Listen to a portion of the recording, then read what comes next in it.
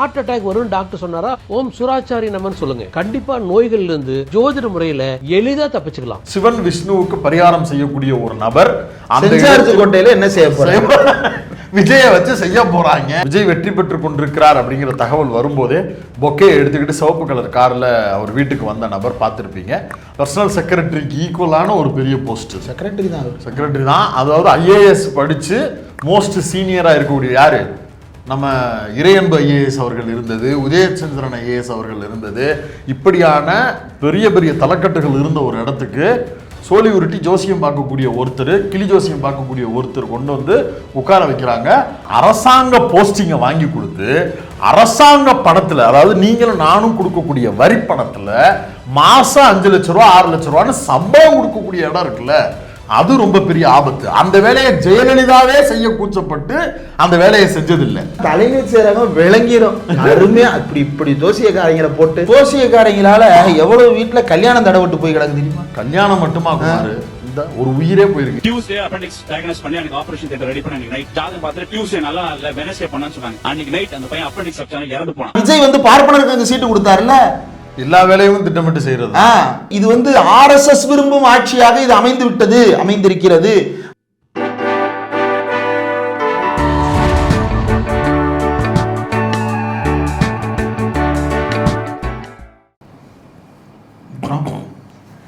ஒரு 6 மாதத்துக்கு புதிதாக தேர்ந்தெடுக்கப்பட்டிருக்கக்கூடிய அரசை விமர்சிக்க கூடாது அப்படிங்கிறது நம்ம எடுத்திருந்த முடிவு. நம்ம மட்டும் இல்லை, தமிழ்நாட்டு முன்னாள் முதலமைச்சர் MK ஸ்டாலின் அவர்களும் அதை சொல்லியிருந்தார்.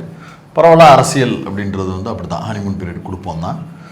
ஆனாலும் நடக்கக்கூடிய தவறுகள் ஏதாவது இருந்ததென்றால் அதனுடைய டைரக்ஷனை சுட்டி காட்ட வேண்டியதும் நம்மளுடைய பொறுப்பும் கடமையும் அப்படிங்கிறத நம்ம சொல்லியிருந்தோம். அதன் அடிப்படையில் ஒரு மாபெரும் புரட்சி என்று விஜய் நிகழ்த்தி இருக்கிறாரா அப்படின்னா சொல்லுங்க. ஏன் இல்லைங்க, நீங்க கன்டினியூ பண்ணுங்க, நான் கேட்டுக்கிட்டு இருக்கேன். சொல்லுங்க, நீங்க சொல்லுங்க. சொல்லியா என்ன மேட்டர்னு சொல்லு. நீங்க சொல்லுங்க என்ன மேட்டர்னு. நான் வாயை திறந்து வேற எதையாவது நான் சொல்ல போய் அது மக்களுக்கு அதிர்ச்சிகரமானதா இருந்து நிறைய அதிர்ச்சி. நீங்க சொல்லுங்க, நீங்க சொல்ல வந்ததை சொல்லுங்க. 2 பேரும் ஒரே மாதிரி பச்சை சட்டை போட்டிருக்கோம். அதிமுக நினைச்சிடக்கூடாது. அதனால CV சண்முகம் டீமு, எடப்பாடி சித்தப்பா டீமு இப்படிதான் பேசுவோம். அது வந்து இப்போ நான் வந்து கமலஹாசன் கலாச்சாரம் பேசினார் இல்லையா, அந்த மோடில் இருக்கேன். அது கலாச்சாரம், அதை ஒன்றும் பேசக்கூடாது. எப்படி கையில் மைக்க வச்சுக்கிட்டு அம்மா கோச்சுக்குவாங்க. அதை சொன்னா அவரு கோச்சுப்பாரு, இதை சொன்னா இவர் கோச்சுப்பாரு. ஐடியாலஜி பாதிக்கப்பட்டு கலாச்சாரம் 5 வருஷத்துக்கு ஒருத்தர் மாறும். அதான் ஐடியாலஜி 5 வருஷத்துக்கு ஒருத்தர் மாறும். அதுல கூட்டணிக்கு கூட்டணி மாறுபடும். அது அப்படித்தான். இப்ப ரத்தன் பண்டிட் டாட்டாவா, ரதி ரத்தன் பண்டிட்டா, ரதி ரத்தன் பண்டிட் ஏதோ ஒண்ணு. ரத்தன் பண்டிட்டு வெற்றிவேலு எம்பிட்டு பேரு வெற்றிவேலா தான் இருக்கும்.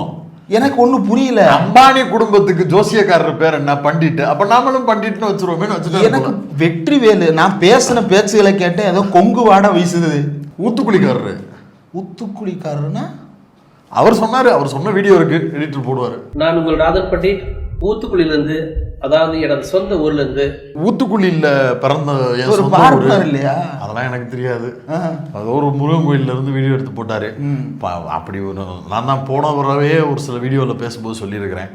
ஜோசியக்காரர்கள் சில பேர் வந்து ஏரியாவுக்குள்ள அவங்கள மதிக்கணுன்றதுக்காக உள்ளுக்குள்ள ஒரு ஹெட்ஃபோன் வேற உள்ள போட்டுருவாங்க. உள்ளுக்குள்ள ஒரு ஹெட்ஃபோன் வேற மாட்டிக்கிட்டு நானும் தான்டா அப்படின்னு அப்படி வருவாங்க. அப்படி இவர் வந்து வெற்றிவேல் என்கிற தன்னுடைய பெயரை வந்து பண்டிட் அப்படின்னு மாத்திக்கிட்டாரு போல இருக்கு. தெரியல என்ன கணக்குல அவர் இது பண்ணாருன்னா, அவர் சமூக ஊடகங்கள்ல பேசக்கூடிய சில காணொலிகள்லாம் பழைய காணொலிகளும் கூட இருக்கு, பார்க்கலாம். அதாவது ஒரு எதிரியை நீங்க வீழ்த்தணும்னா அந்த எதிரிக்கு, அதாவது நம்ம ஊர்ல நாட்டார் தெய்வங்கள் வழிபாடு எதுக்கு வைப்போம், நம்மளுக்கு அதுதான் தெய்வம். நாட்டார் வழிபாடு. நம்ம ஊரில் இருக்கக்கூடிய எல்லை சாமிகளாக இருக்கக்கூடியவர்கள், பாதுகாப்பாக இருக்கக்கூடிய சாமிகள் எல்லாமே நம்மளுக்கு அவங்க தான் கடவுள்கள். இந்த சிவன், விஷ்ணு, ராமர், அனுமர், இந்த மாதிரி கேட்டகரி எல்லாமே வந்து நம்மளுக்கு திணிக்கப்பட்ட ஒரு கடவுள்கள். நாட்டார் தெய்வங்கள்ங்கிறது இங்கே ஒன்று மண்ணா இருக்கக்கூடிய ஆளுகளில் ஏதாவது 1-2 நல்ல முற்போக்காக வேலை பார்த்தாங்கன்னா வெட்டி போட்டு சாமி ஆக்கிறது அப்படிங்கிற கல்ச்சரின் அடிப்படையில் மூதாதையர்களை வழிபடக்கூடிய ஒரு வழிபாட்டு முறை. இந்த ரத்தன் பண்டிட் என்ன சொல்றாருன்னா, மூதாதையர்கள் வழிபாடுங்கிறது வந்து எதிரியை வீழ்த்துறதுக்கும், அதாவது ஒருத்தனை வந்து உங்களுக்கு பிடிக்கல அப்படின்னா அவனை வந்து கட்டங்கட்டி கரை வச்சு இந்த நாளுக்குள்ள அழிக்கணும் அப்படின்னு நீங்க முடிவு பண்ணீங்கன்னா அவனை அழிக்கிறதுக்கு மட்டும்தான் நீங்க வந்து பாதுகாப்பு சாமியை நீங்க கும்பிடணும். மீதி எல்லா நேரத்திலையும் புரியலையா? நம்ம பேச்சியம்மா மாரியம்மான்றோம், அவர் அதை வந்து காட்டேரின்னு நினைச்சிட்டு இருக்காரு. ஏன்னா அவர்களுக்கு அது ஆவாதுல்ல. அவர்களுக்கு நிரந்தர கடவுள் யாருன்னா விஷ்ணுவும் சிவனும் தானா. விஷ்ணு 10 அவதாரம் எடுப்பாராம். சிவன் வந்து அவருக்கு பயாலஜிக்கலே கிடையாது, அவர் வந்து டைரக்ட் காடு. அதனால அவருக்கு வந்து விசேஷ விசேஷ அற்புதங்கள் இருக்கு. அதனால இந்த 2 கடவுள்களை மட்டும்தான் எப்பவும் வழிபடணும். இந்த சின்னதா இருக்கக்கூடிய இந்த நாட்டார் தெய்வங்கள் எல்லாம் வந்து அடுத்தவனுக்கு சூனியம் வைக்கிறதும் அடுத்த அழிஞ்சு போகணுன்றதுக்கு மட்டும்தான் பயன்படுத்த வேண்டிய ஒரு சாமின்னு பேசிய ஒரு அற்புதமா மனிதர். சரி, இயேசுநாதர் எதுக்கு பயன்படுத்தலாம்? இயேசுநாதரை எல்லாத்துக்கும் பயன்படுத்தலாம். அமைதி. அதை விடுங்க, இந்த புனித அந்தோனியார் எதுக்கு பயன்படுத்தலாம்? ஆமா, அந்தோனியார ஊரை ஏமாத்த பயன்படுத்தலாம். சூனியங்கினியே வைக்கிறாரா அந்தோனியாரு? இவருக்கு மன்னிப்பும் கிடையாது, எதுவும் கிடையாது, அது தனி. ஏன் நீ விஷ்ணுட்டு வந்து சிவனுக்கு இழுத்துட்டு போற? இல்ல, இவர் சொல்றதுதான் அவர் கேட்கிறாரு. அப்புறம் யார் சொல்றதை கேட்டு வந்து இந்த தேவாலயங்களுக்கு போய் அதுவும் அவர் தான் சொல்லியிருப்பாரு. இப்போ வந்து திருச்சி கிழக்குல வந்து நீங்க பாதுகாப்பு சாமி அவங்களுக்கு யார் இருக்கா? ஜீசஸ் இருக்கிறார் பெரும்பான்மை மக்களுக்கு. அப்ப அங்க போய் நீங்க வந்து ஒரு நாடகத்தை அவரை ஏவி விடுங்க, அப்படி போய் ஏறக்கூடிய மேல இருதயராஜ் மேலையா? இப்ப என்ன ஆயிருக்குன்னா, இவருக்கு வந்து இந்த ஜோசியக்காரருக்கு வந்து விஜய நீங்க கூடவே பார்த்திருப்பீங்க. விஜய் கூடவே எங்கிட்டும் சுத்திட்டே திரிவாரு. ஜெகதீஷ் இல்ல, விஜய் கூடவே எங்கிட்ட சுத்திக்கிட்டு திரியிறவரு. அது வெளியில தெரியாம சுத்துவார்ல, இவர் வெளியில தெரிஞ்சு பதவியேற்புல மேடையிலே சுத்திக்கிட்டு இருக்கிறாரு. ஜாலியா இருந்தாப்புல. முன்னாடி வரைக்கும் அட்மின் அப்படின்னு கூப்பிட்டப்பதான் ஜெகதீஷ் பலருக்கும் தெரியும். ஆமா, அவரும் கூடவே இருக்கிறவரு. இவர் வந்து இந்த விஜய் வெற்றி பெற்று கொண்டிருக்கிறார் அப்படிங்கிற தகவல் வரும்போதே பொக்கே எடுத்துக்கிட்டு சிவப்பு கலர் கார்ல அவர் வீட்டுக்கு வந்த நபர் பார்த்திருப்பீங்க. அவருக்கு வந்து ஒரு அரசாங்க போஸ்டிங். அந்த போஸ்டிங் என்ன posting? Officer on special duty, சிறப்பு பணி அலுவலர். அது வந்து கிட்டத்தட்ட பர்சனல் செக்ரட்டரிக்கு ஈக்குவலான ஒரு பெரிய போஸ்ட். செக்ரட்டரி தான், செக்ரட்டரி தான். அதாவது ஐஏஎஸ் படிச்சு மோஸ்ட் சீனியரா இருக்கக்கூடிய யாரு? நம்ம இறையன்பு ஐஏஎஸ் அவர்கள் இருந்தது, உதயச்சந்திரன் ஐஏஎஸ் அவர்கள் இருந்தது. இப்படியான பெரிய பெரிய தலைக்கட்டுகள் இருந்த ஒரு இடத்துக்கு சோழி உருட்டி ஜோசியம் பார்க்கக்கூடிய ஒருத்தர், கிளி ஜோசியம் பார்க்கக்கூடிய ஒருத்தர் கொண்டு வந்து உட்கார வைக்கிறாங்க. அவருடைய டைரக்ஷன் படி தான், பொலிட்டிக்கல் அட்வைஸ் படி தான் விஜய் இயங்க போறாரு அப்படின்றத சொல்றாங்க. சிவன் விஷ்ணுவுக்கு பரிகாரம் செய்யக்கூடிய ஒரு நபர் அந்த கோட்டையில என்ன செய்ய போறாங்க, விஜயை வச்சு செய்ய போறாங்க அப்படின்றதுதான் அர்த்தம். இப்ப ஆபீசரான ஸ்பெஷல் டியூட்டி, ஒரு ஜோசியக்காரருக்கான ஸ்பெஷல் டியூட்டி என்னவா இருக்க முடியும்? சோழி உருட்டுறது, 4 நட்சத்திரம் குறிக்கிறது, தேதி பார்க்கறது, கிளியே கிளியே வெளியே வா வெளியே வா அப்படின்னு சொல்லி சீட் எடுக்கிறது. அப்ப இதே மாதிரி கடைசியா நாள் குறிச்ச ஒரு முதலமைச்சர் இருந்தாங்க. செம்பரம்பாக்கத்தை திறந்து விட்டு ஊரே வெடிச்சது. அவங்க கூட அவங்க பர்சனலா ஜோசியம் நம்பிக்கை அப்படிங்கறதன் அடிப்படையில வச்சுக்கிட்டாங்க. யாரும் அதை குறை சொல்லல. அது பழுத்தறிவுக்கு ஒவ்வாதது, அதை நம்ம விமர்சிக்கலாம், அது தனி.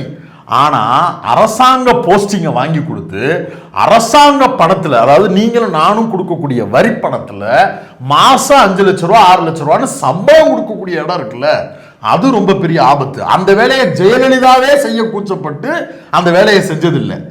இன்னைக்கு விஜய் அதை செய்யறாரு. ஆமா தானே? ஆமா ஆமா, என்ன சொல்லு? ஆமா, ஏன் ரத்தன் பண்டிட் மேட்டர்ல ரொம்ப சைலண்டா இருக்கீங்க? நான் ஒன்னும் சைலண்டா இல்ல. ஏன் ஜோசியார்ட்ட எனக்கு பிடித்த ஒரே ஜோதிடர், யதார்த்த ஜோதிடர் செல்வி மட்டும்தான். செல்வி இல்லைங்க, அவர் செல்லிங்க. செல்வி தாயா அவர் பேரு? செல்லின்னு தானே சொல்லுவாங்க. செல்வி வந்து கவிஞரியா? செல்வி இவர் செல்வியா? செல்வினா செல்வி இல்லைங்க, செல்வியக்கா செல்வி இல்லைங்க, செல்வி. ஓ தெரில என்னன்னு. அவர் இப்போ கண்ணடிச்சு பேசுவார். இவர் வந்து இப்படி ஒரு போஸ்டிங்கை இவருக்கு கொடுத்திருக்கிறார்கள். இது உண்மையிலேயே கடுமையான விமர்சனத்திற்கு உள்ளாக்கப்பட வேண்டிய ஒன்று. கடைசியா வந்து தமிழ்நாட்டிலன்னு இல்லை, இந்தியாவிலன்னு இல்லை, உலகத்திலேயே இந்த மாதிரி ஜோசியக்காரங்களையெல்லாம் அவைக்குள்ள கொண்டு வந்தது வந்து மன்னராட்சி காலத்துல தான் கொண்டு வந்தாங்க. நீங்க இங்கேன்னு இல்லை, கிரேக்கு ரோமாபுரி மாதிரியான நகரங்களினுடைய வரலாறுகள் எடுத்து படிச்சாலும் கூட அவங்களுமே போய் குறிகேட்க போறது அப்படின்ற மாதிரியானது. நீங்க சங்க இலக்கியங்கள்ல பார்த்தா கூட இது இந்த மாதிரி இல்லை, ஆனா வேறு மாதிரியான குறிப்புகள்ல அது நீங்க புரிஞ்சுக்கிட முடியும். விஜய் ஃபேன்ஸுக்கு அவ்வளவு புரிஞ்சல அப்படின்னா கூட இம்சையரசன் 23ஆம் புலிகேசி படத்துல பக்கத்துல ஒரு ஜோசியக்காரர் இருப்பாரு, பார்த்திருப்பீங்க. அந்த கேரக்டர் வந்து என்ன பண்ணுமோ அது மாதிரியான நபர்கள்ல நீங்க அப்படிதான் வரலாற்றில் இருந்தது. பாகுபலி படத்துல கூட இந்த பொடி வச்சு ரவுண்டா உட்கார்ந்து இருப்பாப்ல, அவர்கிட்ட எதா இருந்தாலும் கேட்டுட்டு தான் இவங்க செய்வாங்க. அந்த 300 பருத்தி வீரர்கள்னு ஒரு படம் வரும், அந்த படத்துலயும் ஜோதிடக்காரர்கள் வச்சுக்கிட்டு தான் அதான் தமிழ்ல 300 பருத்தி அவர் வந்து பார்த்திருப்பீங்க. அவங்கள்ட்ட சோழி கட்டு உருட்டி விட்டு படையெடுக்க போலாம், அவங்க ஒரு இது நடத்துவாங்க, டான்ஸ் எல்லாம் அடி குறி சொல்லுவாங்க. அந்த மாதிரி எதுவும் குறி சொல்லாத வரை சந்தோஷம். அது நம்மளுக்கு தெரியல எப்படி சொல்றாங்கன்னு. பட் இவர் வந்து படம் இப்படி வந்து இல்ல காட்சி மட்டும் தெரிஞ்சிருக்கு. இல்ல நான் படத்தை பார்த்துட்டேன், நான் இப்ப இல்லைன்னே சொல்லலையே. மேஜர் நான் பார்க்காம இருப்பேனா? இங்க என்ன எப்படி சொல்றாங்கன்னு எனக்கு தெரியல. இங்க பண்டிட் ப்ரோ எப்படி பண்றாருன்னு எனக்கு தெரியலங்கிறேன். படத்துல நான் பார்த்துட்டேன். ஆனா தலைமை சேரகம் விளங்கிடும் அருமையா. இப்படி ஜோசியக்காரங்களை போட்டு ஏங்க இப்ப அதாவது நீங்க லேட்டரல் என்ட்ரில தான் அப்பாயிண்ட் பண்றீங்க, அவர்கிட்ட என்னங்க ஆலோசனை கேட்பீங்க? ஐயோ இல்லைங்க, ஒரு முதலமைச்சர் இது மாதிரி வேற ஒருத்தரை வந்து ஆபீசர் ஆன் ஸ்பெஷல் டியூட்டியா போடுறதுக்கான முன்னுதாரணங்கள் இருக்கலாம், அதை வந்து போடுவதற்கான உரிய சட்ட அனுமதி இருக்கலாம், எல்லாம் இருக்கலாம். உங்க கூடவே வந்து எவ்வளவு காலம் உழைத்தவர்கள் எல்லாம் கூட இருக்கிறாங்க. உங்க அப்பா வந்து உங்க கூட எவ்வளவு காலம் உழைத்திருக்கிறார், அவரை கூப்பிட்டு போஸ்டிங் போட்டிருக்கலாம். அப்பாவை ஹேண்டில் பண்றதுக்கு ஒருத்தனுக்கு டியூட்டி போட்டிருக்காரு. எங்க அப்பா யார்கிட்டும் எதுவும் பேசாம இருக்கிறத பாத்துக்கிறது தான்டா வேலை அப்படின்னு ஒருத்தருக்கு டியூட்டி போட்டு. இல்லைங்க, உங்க கட்சியில எவ்வளவு பேர் இருக்கிறாங்க? இப்ப இவரு ஒரு ஜோசியக்காரன், இன்னொரு ஜோசியக்காரர் வேற. எவ்வளவு பேர் இருக்காங்க சொல்லு? சும்மா அப்படியே கன்ஜெக்ஷன் வேர்டு சேர்க்கணுன்றதுக்காக சொல்லக்கூடாது. இருக்கிறாங்க. என்ன யார் இருக்கா சொல்லு? நான் என்னால பேர் சொல்ல முடியாது. அப்புறம் ஏன்டா சொல்றீங்க? எனக்கு தெரியும், அது யாருன்னு எனக்கு தெரியும். அவரு ஒரு ஜோசியக்காரர் தான். சொல்லுங்க. நான் வரல. உங்களுக்காக டிபேட்ல வந்து மிதி வாங்கிட்டு போறாங்க. நீங்க யாரையாவது இந்த மாதிரி போடலாம். ஆமா, ஒரு அனுபவம் வாய்ந்த ஒரு மூத்த இப்ப சகாய் மகேஷ் மாதிரி யாரோ 1-2 பேரை போடலாம். போடுறதுக்கான வாய்ப்புகள் கூட எதிர்காலத்தில் கூட போடலாம். ஆபீசர் ஆன் ஸ்பெஷல் டியூட்டி போடலாம். ஏங்க ரத்தன் பண்டிட்ட போடும்போது எங்க அண்ணன் சபீருக்கு தாராளமா போடலாம். இதை விட டெடிகேட்டடா என்னென்ன விஷயங்கள் டிஎஸ்எஸ் மணி இருக்காரு. அவர் யாருங்க? இன்னும் இருக்கா? ஃபீல்டில் இருக்காரா? அவர் தவேக்கால சேர்ந்துட்டாரு. அவர் எப்பயோ சேர்ந்துட்டாரு, ஃபீல்டில் இல்ல. இருந்தாலும் ஏன் எம்எல்ஏ சீட்டு அமைச்சர் நேரம் கொடுத்துருப்பாங்களே? அவர் வந்து தேர்தல் புறக்கணிப்பு பாதையில வேறு இயக்கங்கள்ல பயணித்ததாக சொல்லிக் கொள்ளும் நபர் இங்க என்ன பண்றாருன்னு தெரியல. சாரு மஜிந்தார் கேங்கோடைய தள்ளி விட்டுருக்கலாம். அப்படித்தாங்க சொல்லிக்கிட்டு திரியிறாரு ஊருக்குள்ள. அப்படியாச்சும் நீங்க ஒரு புரட்சியை கட்டி வெஸ்ட் பெங்கால் போகலாம். பாஜக ஆட்சிக்கு வந்துருச்சு. தோழர் டிஎஸ்எஸ் மணி, தாங்கள் பெங்காலுக்கு சென்று புரட்சிகர முன்னெடுப்புகளை எடுத்தால் அது ஒரு அந்த தேசத்தை காப்பாற்றுவதற்கு ஒரு வாய்ப்பு இருக்கு. இப்போ வேற பாயிண்ட்டுக்கு வாங்க. ஏதோ ஒரு பாயிண்ட்டுக்கு லீடு திருப்பினீங்க. இல்லை நிறைய பேர் இருக்காங்கன்னு சொல்லிட்டு. வேண்டாம் பேர்கள்லாம் நான் சொல்ல விரும்பலை. ஆஃபீஸர் ஆன் ஸ்பெஷல் டியூட்டி அப்படின்றது வந்து ஒரு மதிப்புமிக்க பதவி. பல்வேறு முக்கிய புள்ளிகள் அதில் பணியாற்றி இருக்கிறார்கள். எனக்கு தெரிஞ்சு இப்போ சண்முகநாதன் சார் கூட அப்படி இருந்திருக்கிறாரு, ஓஎஸ்டியாக தான் இருந்தாருன்னு தகவல் எனக்கு சரியாக ஞாபகம் இல்லை. அப் டு வெரிஃபிகேஷன், மக்கள் கீழே பார்வையாளர்கள் பார்த்து சொல்லுங்க. இது மாதிரி ஒரு ஒரு வழிகாட்டுவதற்காக. சண்முகநாதன்னா கலைஞரோட கூட இருக்கு. ஆமாம், அவர் வந்து அவர் இருந்தாலும் அதில் 100% அதுக்கு பொருத்தமான இடம். ஏன்னா கலைஞர் அவர்கள் மேடையில் பேசும்போதோ அல்லது சிறு பிறர் பேசும்போதோ ஏதாவது ஒரு பாயிண்ட்டை சொல்லிட்டாங்க, அல்லது சட்டமன்றத்தில் ஒரு பாயிண்ட்டை சொல்லிட்டாங்கன்னா அந்த தேதி, அந்த காலச்சூழல், அப்போ இருந்த நபர்கள் அப்படிங்கிற டீட்டெயிலை கலைஞர் இப்படி திரும்பி பார்க்கும்போதே தலைவர் எடுத்துகிட்டு தலைவர் 1978 தலைவர் இந்த மேட்டர் தான் தலைவர் அப்படின்னு கொண்டு வந்து கொடுக்கக்கூடிய அளவுக்கு மெட்டீரியலாக அவர்கிட்ட எவிடன்ஸாக வச்சுருப்பார். அதனால் தரவுகளோடு அதை கொடுக்கக்கூடிய நபர். அதனால் அவர் அந்த பொறுப்புக்கு பொருத்தமான நபர். அந்த மாதிரி பல பேர் வந்து அந்த பொறுப்பில் இருந்திருக்கலாம். இன்னும் எவ்வளவோ பேருக்கு வாய்ப்புகள் கொடுக்கப்படலாம் அந்த பதவிக்கெல்லாம். ஆனால் இப்போ ஒன்றும் இல்லைங்க. இப்போ விடுதலை சிறுத்தைகள் கட்சியிலே எவ்வளவோ பேர் இருக்கிறாங்க. காங்கிரஸ் பேர் இயக்கத்தில் இல்லாத ஆட்களா அல்லது கம்யூனிஸ்ட் கட்சியிலேருந்து வரமாட்டாங்கன்னு வைங்களேன், அவங்கள யாரையாவது கொடுத்துருக்கலாம்ல. உங்கள் கட்சியினுடைய செய்தி தொடர்பாளராக இந்த ஜோசியக்காரரை வச்சதே முதல்ல தப்பு. அதுவே பெரியாரின் சிந்தனை மரபுக்கு எதிரானது, அம்பேத்கரின் சிந்தனை மரபுக்கு எதிரானது. இப்போ அவர்களுக்கு வந்து நீங்கள் ஆஃபீஸர் ஆன் ஸ்பெஷல் டியூட்டின்னு ஒரு ஐஏஎஸ் கேட்டகிரி ரேங்கிங்கை போட்டிருக்கிறது. இதுதான் பின்னாடி வைத்திருக்கக்கூடிய தந்தை பெரியார் அண்ணல் அம்பேத்கருக்கு செய்கின்ற கொள்கை பணியா, அல்லது உங்களை நம்பி ஆதரவு தெரிவித்திருக்கக்கூடிய RSS சித்தாந்தத்தை ஏற்றுக்கொள்ளக்கூடாது, NDA-விடம் ஆதரவு கேட்கக்கூடாது என்று சொன்ன VCK, இந்திய கம்யூனிஸ்ட், மார்க்சிஸ்ட் கம்யூனிஸ்ட், IUML ஆகிய கட்சிகளுக்கு நீங்கள் செய்கின்ற நன்றி உணர்ச்சியா?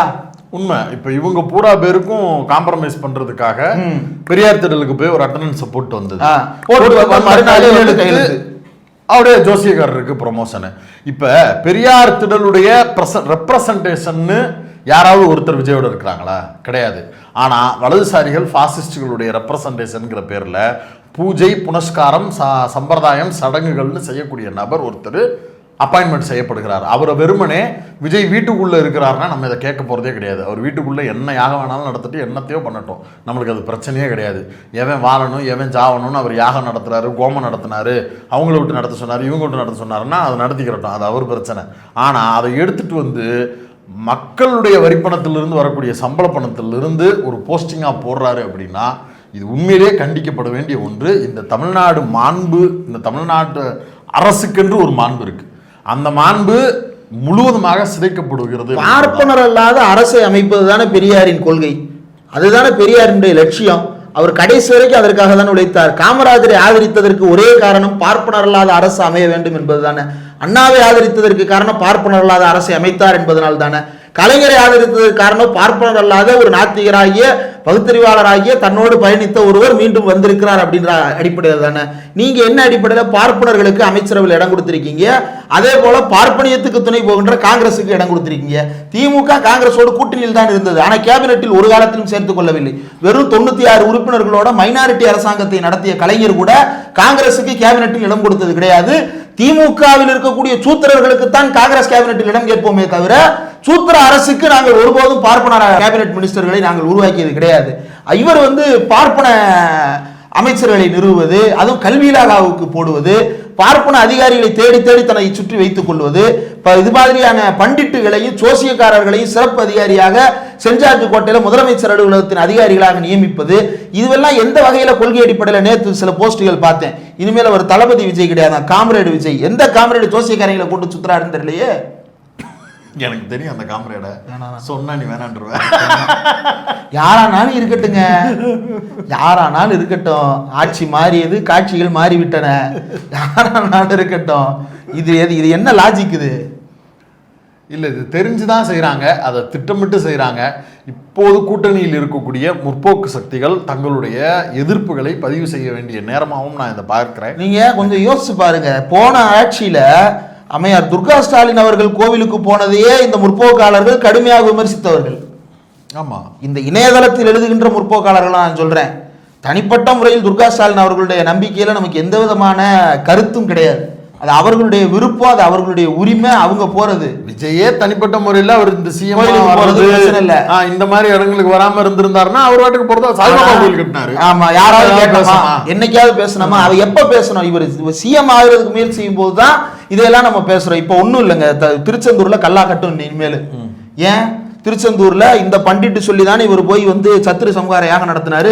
இனி பூரா பேரும் கிளம்பி போவான். சத்திரு சம்ஹார யாகம் நடத்திய விஜய் முதலமைச்சர், அதை நடத்த சொன்ன ரத்தன் பண்டிட் வந்து இன்றைக்கு வந்து அரசாங்க செயலாளர், நாமல் நடத்தலாம் அப்படின்னு சொல்லிட்டு எத்தனை பேர் அங்க கிளம்பி போயிருப்பான் நேரம். இன்னும் பாருங்க, கட்சியில பூரா பேரும் சின்ன சின்ன பசங்க, எம்எல்ஏக்கள், அவன் பூரா பேரும் தனக்கு பாதுகாப்புக்கு ஒரு ஜோசியரை வைக்கணும்ன்ற எண்ணத்தை தான் இவர் உருவாக்குறாரு. எனக்கு என்ன புரியலன்னா, இப்ப துர்கா ஸ்டாலின் அவர்கள் இப்ப இவங்களுக்கு பொழப்பே இதுதான். ஆன்லைன்ல என்ன போஸ்ட் போட்டாலும் துர்கா ஸ்டாலின் போட்டோ தூக்கிட்டு வந்து போடுறாங்க. துர்கா ஸ்டாலின் போறதை நம்ம கேட்கல, சோபா மேடம் போறதை நம்ம என்னைக்காவது பேசுறோமா? சங்கீதா போயிருந்தா பேசியிருப்போமா? எந்த நடிகர் நடிகை போட்டோம் நம்ம என்னைக்காவது பேசியிருக்கோமா? முதலமைச்சர் ஸ்டாலின் என்றைக்காவது ஜோசியக்காரரை வந்து இப்படி அரசாங்க பதவியில் உட்கார வைத்திருக்கிறாரா? பார்ப்பனர்களுக்கு அமைச்சரவையில் இடம் கொடுத்திருக்கிறாரா? மைத்ரேயனை கட்சியில சேர்த்தாருன்றதுக்கே அவ்வளவு விமர்சனங்கள் வந்தது. திமுகவுடைய கொள்கையில எந்த இடத்திலையும் பார்ப்பனர்களை கட்சியில் சேர்க்க மாட்டோம் என்பதெல்லாம் கிடையாது. ஆனா மைத்ரேயன் RSS காரர் என்பதால் அந்த கடுமையான விமர்சனங்கள் வந்தது. சீட்டு கொடுக்கப்பட்டதா? கொடுத்திருக்கலாம்ல. மயிலாப்பூர்ல வந்து அவர் கொடுத்திருக்கலாம்ல. மயிலை தாவேல் என்கின்ற சூத்திரருக்கு தானே அந்த சீட்டு கொடுக்கப்பட்டது. எந்த பார்ப்பனருக்கு சீட்டு கொடுக்கப்பட்டது? ஆனா விஜய் வந்து பார்ப்பனருக்கு அந்த சீட்டு கொடுத்தாருல்ல. எல்லா வேலையும் திட்டமிட்டு செய்யறது. இது வந்து RSS விரும்பும் ஆட்சியாக இது அமைந்திருக்கிறது. அதனுடைய சமிக்கை தான் வந்தே மாதரம் பாடல் பாடியது. இன்னைக்கு நான் உண்மையிலே 2 பேருக்கு நன்றி சொல்லணும். யாருக்கு? அம்மையார் அன்னியார் அவர்கள், யாரு? பிரேமலதா விஜயகாந்த் அவர்கள், அப்புறம் உதயநிதி ஸ்டாலின் அவர்கள். 2 பேர் தான் முதல்ல ரைஸ் பண்ணது. பிரேமலதா தான் வந்து வந்தே மாதரம் பாடலை பாடியது ஏன் அப்படின்ற கேள்வி எழுப்புறாங்க. உதயநிதி ஸ்டாலின் வந்து வந்தே மாதரம் பாடலை பாடியது தவறு அப்படின்னு அவர் விளக்கம் சொல்லி இருக்கிறார். ஒருவேளை அது தப்பு, அது தெரியாம நடந்துருச்சுன்னு நீங்க சொல்லுவீர்கள். ஆனால் ஒரு தடவை ஓகே, ஆனா ஆளுநர் விரைவில் இங்க வந்து பேச போறாரு. அந்த நேரத்துல தமிழ்தாய் வாழ்த்து முதல்ல ஒழிக்கப்படணும். அப்படி இல்லைன்னா ஒழிக்க வைக்கப்படும். ஆளுநர் உரை நிகழ்த்த இருக்கிறார். ஆகவே ஏற்கனவே உங்களுடைய அரசனுடைய பதவியேற்பு விழாவில் நடந்த அந்த சம்பவம், அந்த தவறு மீண்டும் இந்த பேரவையில நடப்பதற்கு நீங்க அனுமதிக்க கூடாது, நாங்கள் அனுமதிக்க மாட்டோம் சொல்லி இருக்கிறார். அதே போல வந்து நேற்றிலிருந்து அவ்வளவு கேசியங்கள் திமுக வந்து பாஜகவின் மீது இனிமேல் சாஃப்ட் கார்னர் எடுக்க போகுது அப்படின்ட்டு. நேற்று பதவியேற்கும் போதே திமுகவினுடைய இளம் எம்எல்ஏ அட்வொகேட் கே கதிரவன், பரமக்குடி தனித்தொகுதியின் எம்எல்ஏ, அவர் வந்து பேசும்போது சனாதன எதிர்ப்பு போராளி உதயநிதி ஸ்டாலின் தலைமையில் எங்கள் போராட்டம் தொடரும் சொன்னாரு. அதை உதயநிதி ஸ்டாலின் ரசித்திருப்பாரா மாட்டாரா என்று கூட சிலர் கிளம்புனாங்க. ஆனா நான் அதை வழிமொழிகிறேன் அப்படின்னு சொல்லி மக்களை பிளவுபடுத்தும் சனாதனம் ஒழிக்கப்பட்டு ஆக வேண்டும்னு சட்டமன்றத்தில் டிக்ளரேஷன் கொடுத்துட்டாரு. இன்னும் சந்தேகத்தை கிளப்புவாங்க இவங்க பூரா பேரும். உதயநிதி இன்னொரு தடவை சொல்ல பார்ப்போம் அப்படின்னு நானுங்க சட்டமன்றத்தில் சொல்றேன் சொல்லிட்டாரு. மக்களை பிரிக்கும் சனாதனம் நிச்சயம் ஒழிக்கப்பட வேண்டும். ஏய், எங்க சட்டமன்ற ஆவணத்துல இருக்குடா. வரலாற்றுல நீ எப்ப வந்து திறந்து பார்த்தாலும் சனாதனத்தை ஒழிப்பேன்னு ஒருத்தன் சட்டமன்றத்துல பேசினா அவன் இந்த திமுக கட்சியினுடைய துணை முதலமைச்சரா இருந்தான். அவன் தான் எதிர்கட்சி தலைவரா உட்கார்ந்து 2026 தன்னுடைய உரையின் கடைசி பக்கத்துல எழுதினான்டா, சனாதனம் ஒழிக்கப்பட வேண்டும்னு. வரலாறு முழுக்க அது நிக்க போகுது. திரும்ப திரும்ப எடுத்து போடுவான். விஜய் முகத்துல ஆடல, அவருக்கு தெரியாது. முதலமைச்சர் முகம் வந்து வாடி போயிருக்கு. என்னடா தினமும் வந்து சனாதனத்தை ஒழிக்கிறேன்றீங்க, என்னடா உங்க பிரச்சனை, ஏன்டா அப்படி பண்றீங்க? இனிமேல் கேள்வி வந்து இங்க கேட்க மாட்டாங்க, அங்கல்ல கேட்பாங்க. உங்கள் பேரவையில் எப்படி இதை சொல்லலாம்னு அங்கதானே வரும். ஆமா, இதுவரை யாராவது கேட்டிருக்காங்களா? கேட்க மாட்டாங்க. மாறாக உதயநிதியை மட்டும் தானே கேட்கிறாங்க. அவை குறிப்புல இருந்து நீக்க சொல்லி ஏன் சபாநாயகரை சொல்ல மாட்டாங்க? ஏன் அவை குறிப்புல இருந்து நீக்கிறதுக்கு அழுத்தம் கொடுக்க சொல்லி அவை முன்னவர்கிட்ட சொல்ல மாட்டாங்க? பாஜகக்காரங்க பத்திரிகையாளர்கள் நினைச்சாலும் போய் விஜய் கிட்ட அது குறித்து உங்களுடைய பார்வை என்னன்னு கேட்க முடியாது. ஆமா, நடிகை சங்கீதா புருஷன் ஒருத்தர் இருக்கிறாரு, அவர் பேர் என்ன? கிரிசு. நீங்க என்ன கேட்டீங்க? சனாதனத்தை ஒழிப்பேன்னு சொன்னீங்க, உங்களை ஒழிச்சிட்டாங்கன்னு. அவரை ஒழிக்கல, அவர் சட்டமன்றத்துக்கு போனாரு, சனாதனம் ஒழிக்கப்படணும் மீண்டும் சொல்லிட்டாரு. சனாதனத்தை பாதுகாக்கணும்னு சொன்ன ஒரு பயம் அவையில கிடையாது. ஒரே ஒருத்தர் வயசான ஆளு, கிரிசே ஃபீல்டுல கிடையாது. நீங்க இனிமேல் சொல்லுங்கன்னு கேட்டீங்கல்ல, சொல்லிட்டாரு, வாயத்திறங்க. ஏங்க அவ்வளவு வெக்கமான சூடு சொரணை இருந்துச்சுன்னா எதுக்குங்க வந்து சேகர் பாபு கூட்டத்துல போய் சங்கீதா அவங்களுடைய மனைவி வந்து திமுக அரசாங்கத்தை பாராட்டி பேசுறாங்க? உங்களுக்கு தான் அவ்வளவு ரோஷம் இருக்குல்ல, வீட்டுக்கார மட்டும் திருப்பி சொல்லுங்க.